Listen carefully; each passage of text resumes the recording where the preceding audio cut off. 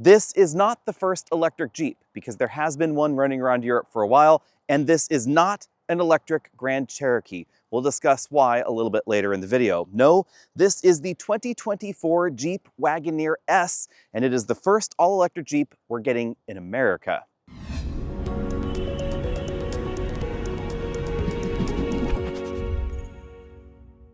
Okay, I lied. We're going to be talking a lot about the Grand Cherokee starting now, because this is almost exactly the same size as the current Grand Cherokee, even though it is completely unrelated for the moment, because this is riding on the Stellantis Large platform, the STLA Large, that's going to underpin a wide variety of different Jeep and Chrysler and Dodge products in the future. So I wouldn't be surprised if we got a Grand Cherokee that was related to this at some point in the future. But there are some key differences. You'll notice the body is a bit narrower. It's about 2.5 inches narrower than that Grand Cherokee. Up front, it looks a lot like a Jeep though. They have a modern and aerodynamic interpretation of the 7-slot grille.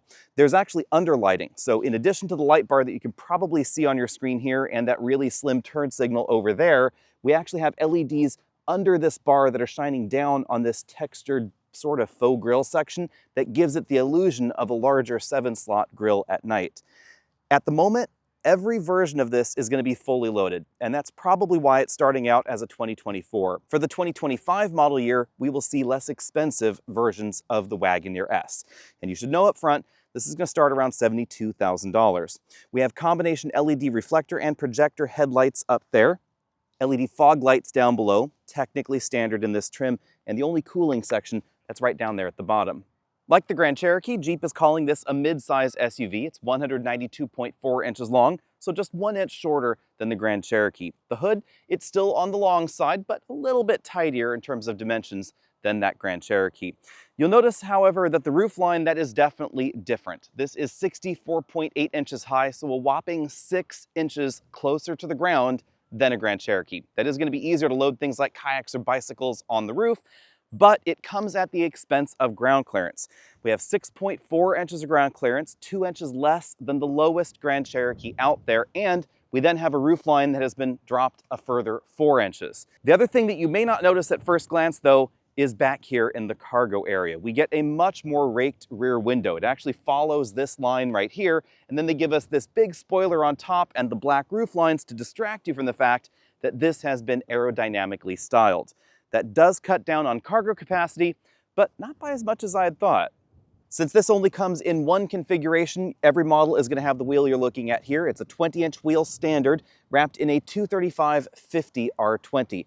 I am surprised we get a little bit more cushion than we find in some EVs, but it is on the narrow side for something that weighs just over 5,600 pounds. The difference in the profile is really obvious from this angle. We get this really raked rear glass and this absolutely enormous spoiler. I mean, I don't know, you could probably pass a football through that thing. We have the shark's fin antenna behind that, a tiny little spoiler right here that houses the center brake light. So the brake light's actually fairly low in the bumper in the back, or in the hatch in the back, I should say. Full LED taillights, of course, but no amber turn signals. Down here, we do have a cover over the hitch receiver.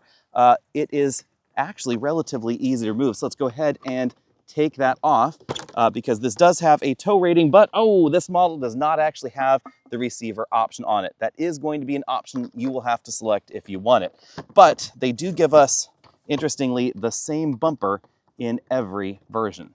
If you plan on towing with your Wagoneer, keep in mind that the Wagoneer may have class-leading towing, the Wagoneer S does not. 3,400 pounds, that's a decent amount less than we find in some other EVs out there. Of course, if you really planned on towing, you'd probably get a plug-in hybrid Grand Cherokee anyway, and Jeep does have a ton of options to choose from, just the one, however, with the battery pack in America.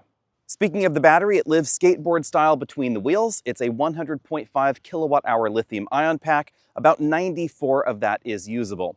Power is then routed to twin identical electric motors rated for 250 kilowatts, which is about 333 horsepower. Why they don't total 670 horsepower like they do in the related Dodge Charger, I don't know, and Jeep did not have a good answer for me. But 600 horsepower is still a bonkers number because this will go 0 to 60 in 3.4 seconds, making this the fastest Jeep they have ever built, according to Jeep, of course. 617 pound-feet of torque combined. Charging happens behind door number 6, I guess you'd say, over here. We have an onboard 48 amp charger and still a CCS connector. Jeep has signed on to the new NACS or J3400 standard, but we don't know when that connector is actually going to happen on board the vehicle. And there's a bit of an asterisk. Jeep has not yet signed on to supercharger access as far as we know. So you will be able to charge at V4 stations or the Magic Dock stations, but you don't have access to as much of that Tesla network in the Jeep Wagoneer S at the moment. But you do have access to faster charging than we find in the comparable Teslas. Dimensionally, this is 10 inches longer than an Ioniq 5, and size-wise, a little closer to the Model X than the Model Y, with a Model X-sized battery pack. And that battery pack will charge faster, interestingly, than a Model X. This will go 10% to 80% in 26 minutes. That's about 4 minutes faster than the Model X, so it's a pretty decent charge curve. Max charge rate, though, that's not overly impressive. It's just over 200 kilowatts, but it appears it will hang on to that over 200 kilowatts for quite some time. Here's a closer look behind that charge door. It is awfully large. We have the J1772 connector there, the button to disconnect charging, to stop charging, and then an indicator to show you how charged the battery is. We then have a flip to the side CCS cover door that snaps on and off fairly easily if you just don't want to bother with that. If you DC fast charge regularly, it's not really a problem to just skip the silly little door there, because we do have a little bit of a seal around that, but that's a really big charge door. Jumping inside, the big difference between this and the Grand Cherokee is going to be the seating position, and that's because we get less height in this cabin than we find in that gasoline model. So the seating position is a little bit more reclined, a little bit less traditional SUV, but still more upright than many EVs that you might be cross-shopping against this. This is certainly less car-like than a Tesla Model Y, for instance. We have a driver's seat that is very similar to some of the most expensive Jeeps. We have a power extending thigh cushion, we have massage, we have four-way lumbar support, 2-position memory over there, and 2-position memory for the front passenger seat with all the same functionality. If you want one of the most comfortable seats and most adjustable seats available in an EV, regardless of price tag, we're talking these seats right here. We also have a powered tilt telescopic memory-linked steering wheel, quite a lot to say, and it does have a pretty decent range of motion, so it comes out nice and far. Because of the extra height that we find versus some EVs, this one does have the power moonroof, mind you, you can sit in a slightly more upright position than in, say, a Blazer EV or a Lyriq to get a little bit more space in the back.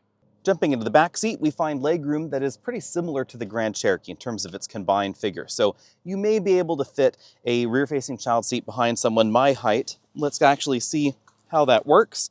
We will go 11 inches up from the seat bottom, my typical measure here, and then see how we go.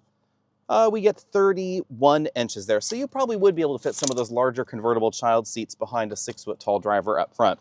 Of course, we do have relatively long seat tracks, so if you want to move those seats further rearward, you can definitely do that as well. Back here in the rear seat, you'll definitely notice how much better the fit and finish quality is and the materials quality is than many EVs that you might want to cross-shop size-wise, and that's probably why the price tag is a little steep here. So the entire back of the seat is made from the same stitched material that the front of the seat is. It's not a hard plastic like you find in some EVs. We have heated and ventilated seats in the back, a 112-volt or 115-volt power outlet there, USB-C ports, no sunshades in the back. That's something I would like to see for the price tag we find here, and about 2 inches less headroom than we find in the Grand Cherokee. It's also worth noting that because the Wagoneer S is built on a multi-use platform, this is not a dedicated EV-only platform, there seem to be a few compromises. And footroom is one of them. The seat bottom cushion actually is a little bit further back than the floor here. So there's no place to really tuck your feet under the seats like you can actually get in something like a Grand Cherokee, likely due to the positioning of some of the components. And of course, as we're going to see in a moment, we also have a bit of a hump in the middle, more of a transmission tunnel. The other thing you'll notice, though, is that this is wider than average. So if you're comparing this to something like a Model Y or an Ioniq 5, you will notice that rear seat to rear seat, we get more width, again, making it more suitable for child seats, larger adults, etc. Downside, though, center seat position, headroom is really lacking. Rear seats fold in a 60-40 fashion, basically flat with the cargo area there in the rear. We get a shoulder belt that comes out of the center for that center seat position and a pretty wide center armrest, again, because of the width of the rear bench. Now let's check out the cargo area. Of course, we have a power hatch, buttons over there underneath that light bar. And the hatch does open nice and high, something I appreciate. So even taller folks won't be bopping their head on this latch because it's about 6'4" off the ground or so. We have one of these sort of roll-up disc-style cargo covers. This is not my favorite, but it does pack up really small. You unclip it there, and then you pull the clips off of the rear seats. You then hand it to your lovely assistant, who will then demonstrate how that flips in. There we go, right like that. And then, if he could actually do it, there we go, there we go. And then that tucks away under the floor, because we do get an underfloor storage area down here.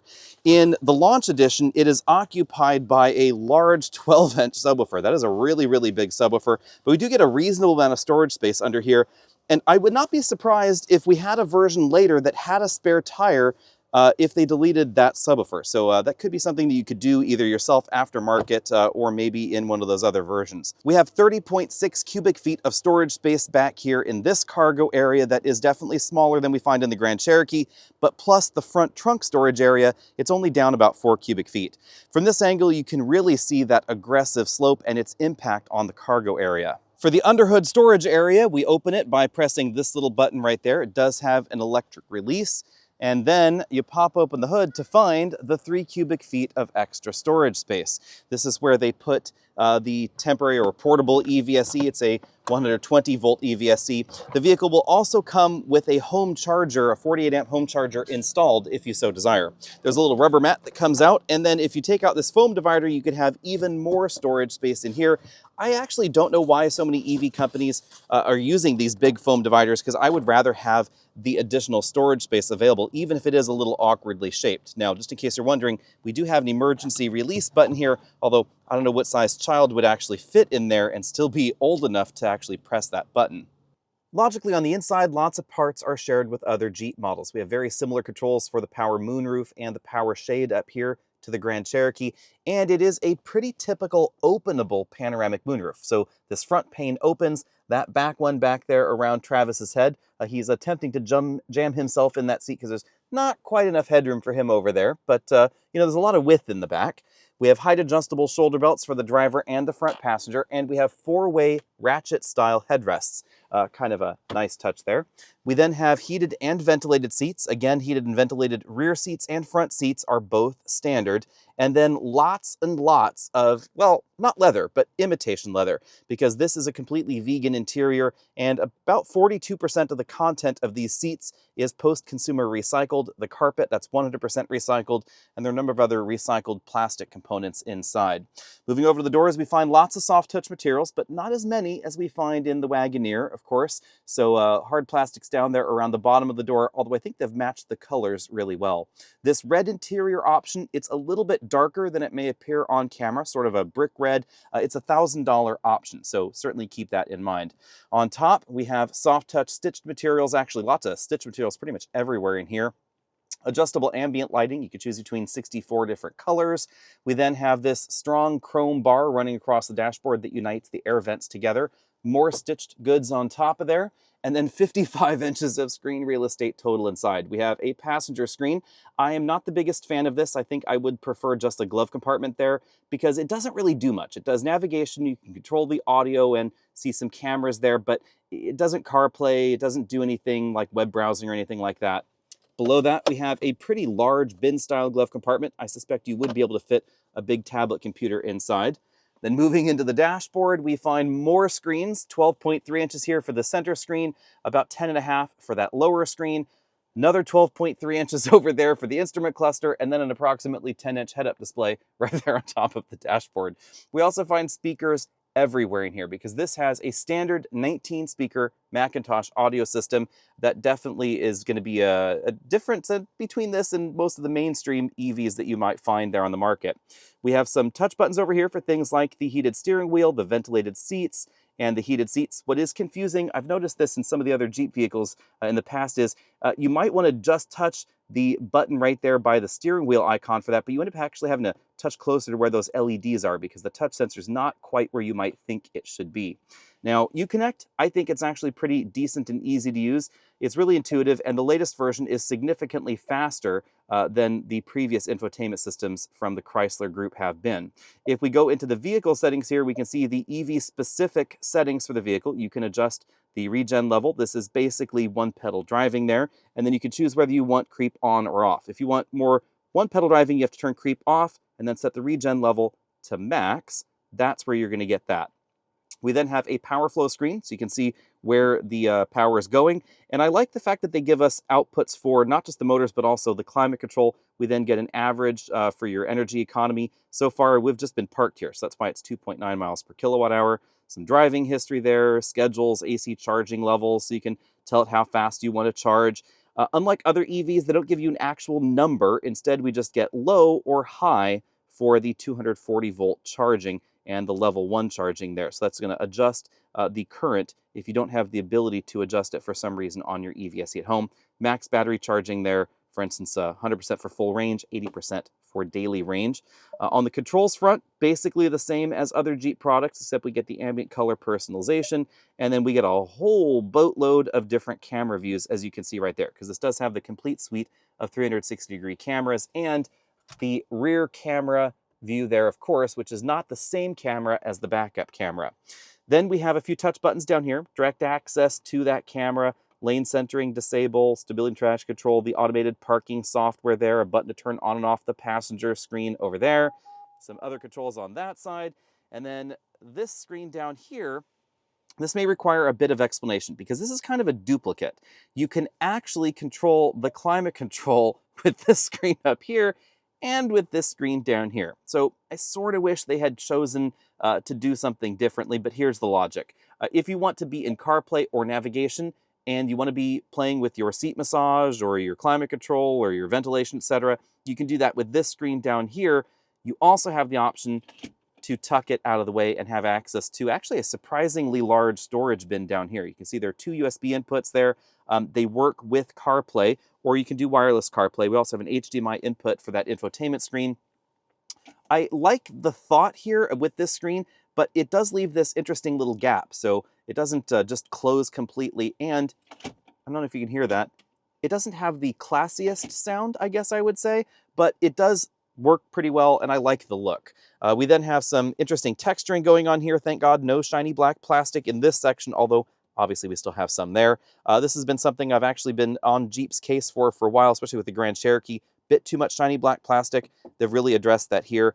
Auto brake hold over there, hill descent control, big cup holders, the rotary style shifter. It has a really substantial feel to that rotary shift knob, I have to say. It's a metal knob, so that way it feels a little bit more substantial. And then we have the drive modes. Bearing in mind only 6.5 inches of ground clearance, we have just sand and snow for the off-road modes.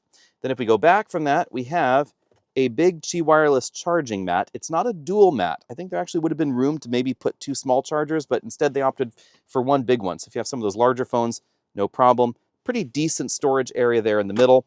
Of course, wrapped in that same imitation leather that we found on the seats. Then if we move on over to the driver's section, you notice that we do have a decent amount of hard black plastic that's shiny over here on the dashboard. It does mirror what's going on with the passenger screen over there, but I kind of wish it had the same texture that we found over here in the center console instead. We have that big color head-up display there, and then we have a variation on the same full LCD cluster that we find in the Grand Cherokee. There are a few different display layouts. You can do a full screen mapping view, sort of a dial view that's different than the other products in the lineup. Sort of a more simplistic view is available as well. And then you can cycle through a ton of different vehicle information readouts as well. You'll scroll through those up top. For instance, if you want tire pressure, the average economy, trip computers, things like that.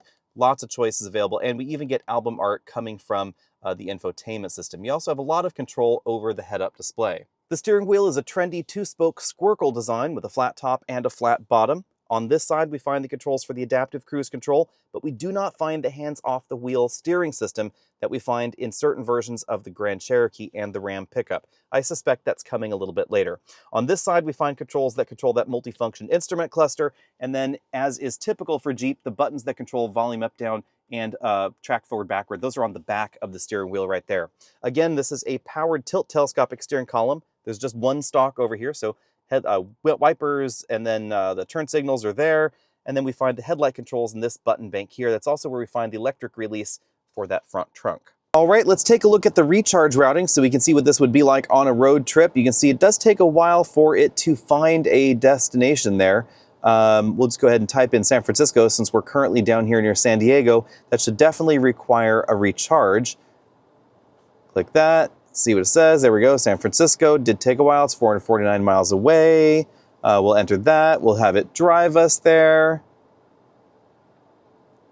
It's going to take a while to calculate the maps. This does seem to be slower than the Google connected systems that are out there, I will say. And there we go. We can hit the drive button. It says recharging needed. Would you like to find a station along the route? So we have to click the search button over here to find a charging stop along the route. And the software is very European. It's a charging park. How about that? And it has found charging there. It is not looking for charging, terribly fast charging stops. I mean, that's kind of a weird one that it's showing us such slow charging stations there. So, you know, the software, I think my final word here is going to be, it will do it, but you probably will be better off doing it yourself. All right, it is time to get the crazy Wagoneer out on the road. And I think we both agree that this is crazy. Crazy is spot on. This thing is wild. And it mostly comes down to two components. Lots of power, not a lot of tire. Not a lot of tire. You know, and I will say, nobody does crazy quite like Stellantis. You mean the creator of the Demon and the Hellcat and the Hellcat Durango and the Hellcat Grand Cherokee and like, let's see what other things we can jam a Hellcat engine into. Yeah. And here's why. I completely believe that this is capable of going 0 to 60 in 3.4 seconds. For sure. But guess what? It did not. No. For us. No. But the excitement level was at least 3.4. At least 3.4. Yeah. Our best run, 3.6 seconds. And here's where those 0.2 of a second went. When you floor this thing, especially if traction control is off, it spins its tires like seemingly all four of them until you're about at 40 miles an hour-ish. Yeah, we did not go back and see how far it went, but we could see that we left something behind us. We may have left some stripes some places. This is shockingly quick, and I would say it requires a delicate touch if you get a little crazy. We'll put those nannies back on there because safety first.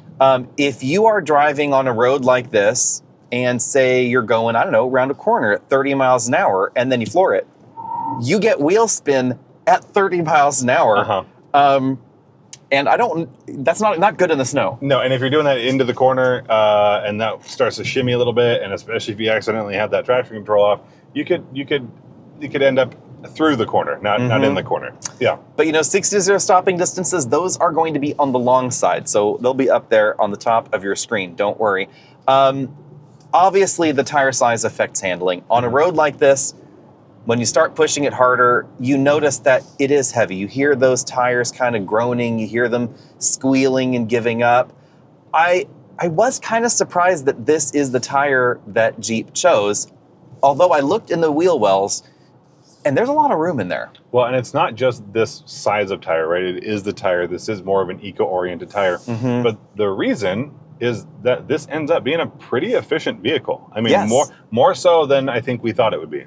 Definitely more so. I mean, we have now climbed up here several thousand feet, and we've obviously been playing with the accelerator pedal, etc. Foot's been in it, yeah. Our average dropped down to 2.3 miles per kilowatt hour, which is actually not far off of a decent number of EVs. But importantly, earlier in the day, when we were doing more of a mixed loop and actually part of the climb up here, we got up to about 1,000 feet.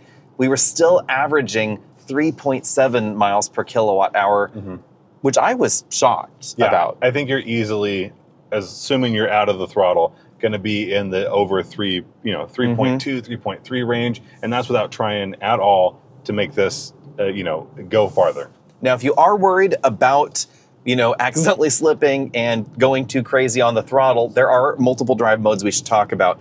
Sport mode and auto mode did not seem to be any different in the 0 to 60 time. Not really. But if you turn off the traction control, it gets slower because you spend so much more time with the tire spinning. If you're in the eco mode, though, then it stretches that 0 to 60 time out to about 6.5 seconds. Yeah, so and it's much more gentle. If you're concerned about the power, but you like this vehicle and it's what's on the lot right now, you can drive it in eco mode, and not only is it going to tune down that throttle, but it really is going to get you some better fuel efficiency numbers, because it does a better job, seemingly from what we could tell, of keeping that rear motor the only one active, and that definitely goes a long way. And this is like a lot of other EVs out there on the market today, where we have the ability to turn off a motor, but it's a little bit different than some of the competition in that it has a mechanical disconnect actually for the front motor. So in that respect, it's more like the Hyundai Kia eGMP vehicles, because that not only removes the loss of the motor spinning around there when you don't need it, it also eliminates the loss on the front differential. So that really does help out efficiency, seemingly. And the only real difference between the drive modes, other than the 0 to 60 time, is how far you have to press into the accelerator pedal to get the front motor to come back online. Right, and you still have the power. It just pulled it out and stretched it a little bit, so it's just not as readily available. It's definitely still there. The other thing for me is that I would be okay with sticking in eco mode more often. I just want to make sure I'm not cutting my own climate control, because especially out here, it's winter time in most places, but it's nearly 80 degrees in the sun, and I want to make sure I'm comfortable here. But I think you're able to manage that pretty easily with this layout. And it's separate, which is nice. Yep. So if I put it in the eco drive mode, it does not automatically go eco climate. Yep. It seems that very much like the Charger, in software, they're definitely choosing a rear power bias unless you are commanding all 600 horsepower. So even though it's going to send some power to the front motor, they're really biasing towards the rear to really give you that definite rear wheel drive dynamic. Now back onto the rest of the scores, I think that handling logically needs to be kind of a C score here. I mean, this is not the most nimble thing out there, but I think it has the bones to be. So and this is one of those areas where I think we might be in alignment here, where I am okay with a vehicle like this that gets relatively skinny tires from the factory for efficiency's sake, because you as the customer would have the option to go swap in some aftermarket wheels and tires. And by the wheel wells, by the look of them, I would not be surprised if you would not be able to jam 265s or even 275s in there. So you could probably get significantly wider tires that would really help out that handling score. And the reason I think that would be okay is because the rest of the suspension tuning here, I think, is pretty good for that. The ride quality is nice. It's not sloppy. I think it's well balanced. The steering is a little on the heavy side, but I think that's okay.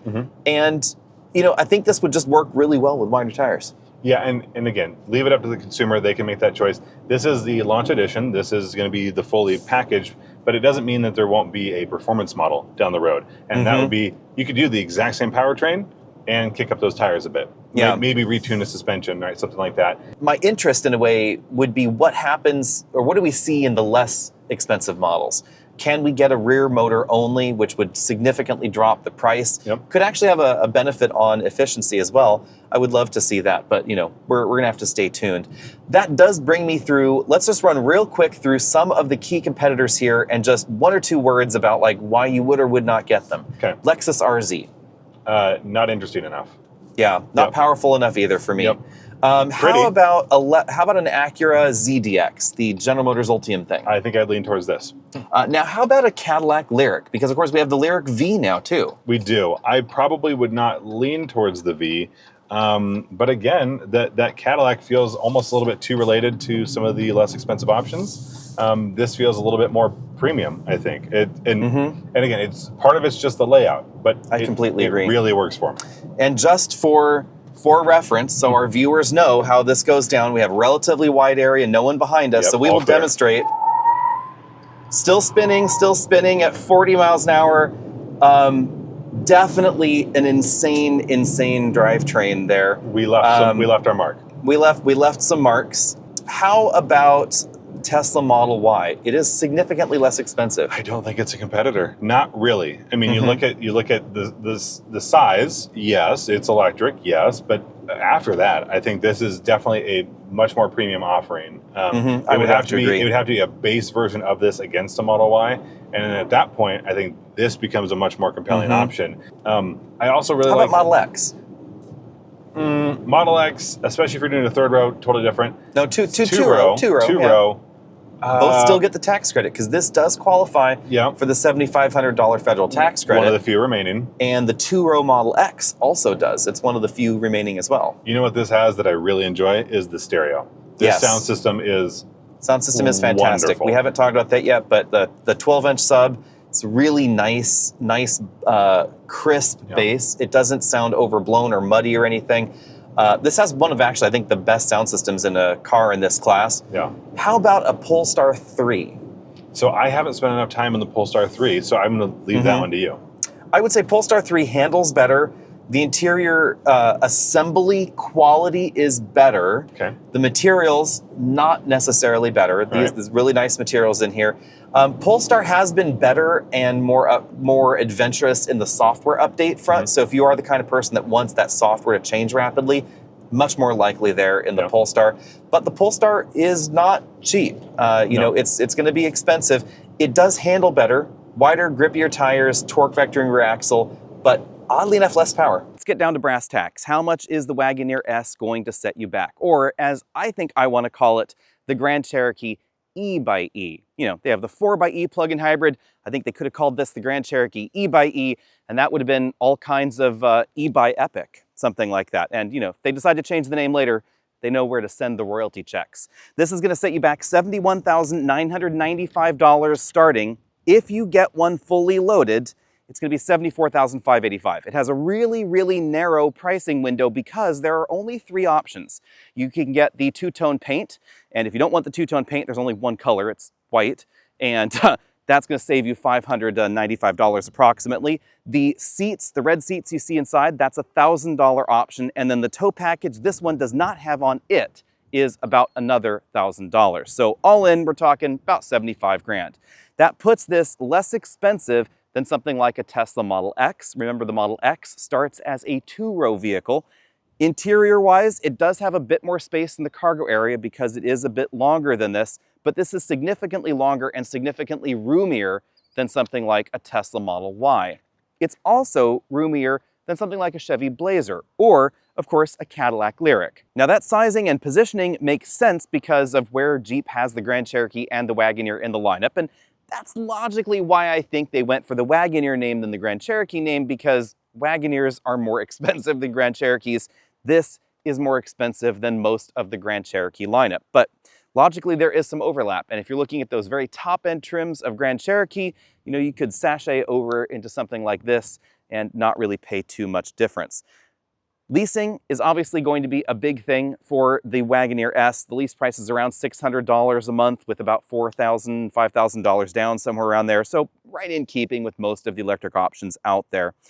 I think that Jeep did a really good job with everything on the Wagoneer S, and I'm eager to see how low the price tag will go. That's the big thing to know. This is likely where the price tag is going to stop, and they have said they're going to be less expensive models in the future. They haven't really talked about more expensive models, so I would not be surprised if we got a rear-wheel drive model with only 333 horsepower somewhere around there later. We may get a shorter range model, who knows? We may get a longer range model thanks to maybe a single motor version. We will likely get one with significantly less schnaz on the inside because this has that 1200 watt, 19 speaker Macintosh audio system with the big subwoofer in the back standard. We have heated and ventilated seats in the back, and we have 55 inches of screen real estate in the cabin. If you're looking for an EV with a head-up display, a passenger display, and I don't know, almost every square inch of dashboard just coated in LCDs for whatever reason, then this is the EV for you. If, on the other hand, you want the fastest EVs or the longest range EVs or the fastest charging EVs, this is not quite there. But I will also say that Jeep has done a better job of this, I would say, than Cadillac has done with the Lyriq in some ways, because this charges faster than the Lyriq does. And that's going to be really important if you do plan on taking your vehicle on a longer road trip. I think the design is also more attractive than the Lyriq. And versus certain versions of the Ultium platform vehicles, this is actually a little bit lighter as well. Not as light, though, as a Tesla Model Y, and not as inexpensive as that Model Y can be either. So keep all of that in mind, and then let us know what you think down there in the comment section below. Are you interested in one of these? Have you pre-ordered one? Are you waiting till we get a Wagoneer-sized electric Wagoneer? Or are you looking for the smaller Jeep EV that we know is coming soon? Jeep has promised a off-road dedicated version of the off-road platform. Probably the Recon is what we're gonna get in the United States. And that is gonna be doors off, outdoor off-road capability in an electric package. This, again, more electric Grand Cherokee. Let us know down there. Find us on the podcast, the EV channel, etc., etc., etc., and we'll see all of you later.